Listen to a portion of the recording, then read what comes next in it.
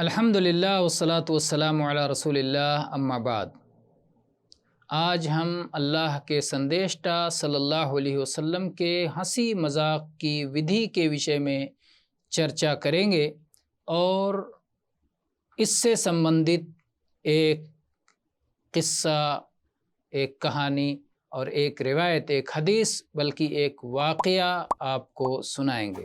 انس پتر مالک رضی اللہ عنہ بتاتے ہیں کہ گرامین چھیتر سے آنے والا ایک ویکتی جس کا نام ظاہر تھا، وہ اللہ کے سندیشٹا صلی اللہ علیہ وسلم کے لیے گرامین چھیتر سے بہت سارے اپہار لایا کرتا تھا، اور جب وہ واپس ہوتا تھا تو اللہ کے سندیشٹا صلی اللہ علیہ وسلم بھی اسے بہت کچھ دے کر واپس بھیجتے تھے، بہت سارے سامان، بہت سارے اپہار آپ بھی دیتے تھے۔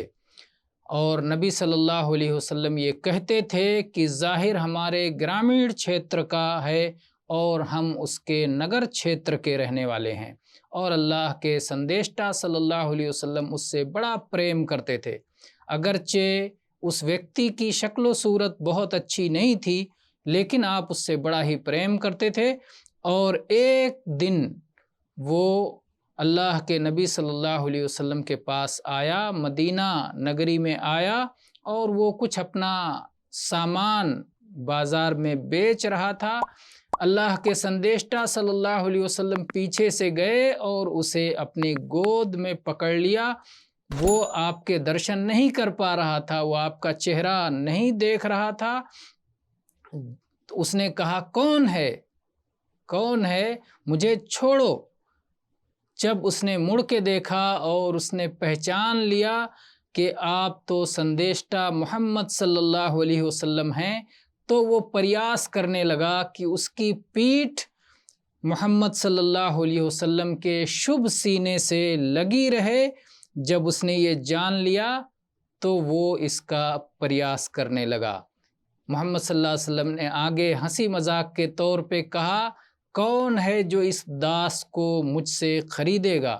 اس نے کہا، اے اللہ کے سندیشٹا، یہ بڑے گھاٹے کا سودا ہوگا، مجھ کو کون خریدے گا؟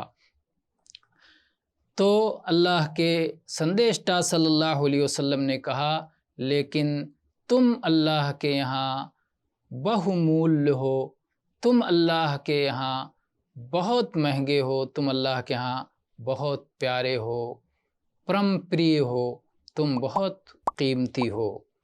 تو بہرحال اس حدیث میں بھی آپ دیکھیں گے کہ نبی صلی اللہ علیہ وسلم کے ہنسی مذاق کی ودھی کیا تھی، اور کس طرح آپ ہنسی مذاق میں بھی ستیہ کا خیال رکھتے تھے۔ تو یہ حدیث امام ترمذی کی پستک الشمائل المحمدیہ سے ہے، جس کا انوسندھان علامہ البانی رحمہ اللہ نے کیا ہے، اور پرمانت اور سدھ اور صحیح حدیث ہے۔